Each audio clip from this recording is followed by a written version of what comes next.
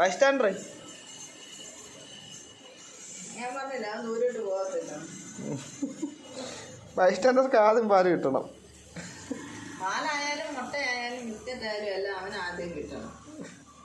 അത് കഴിഞ്ഞ് എവിന് കൊടുക്കാൻ പറ്റത്തുള്ളൂ.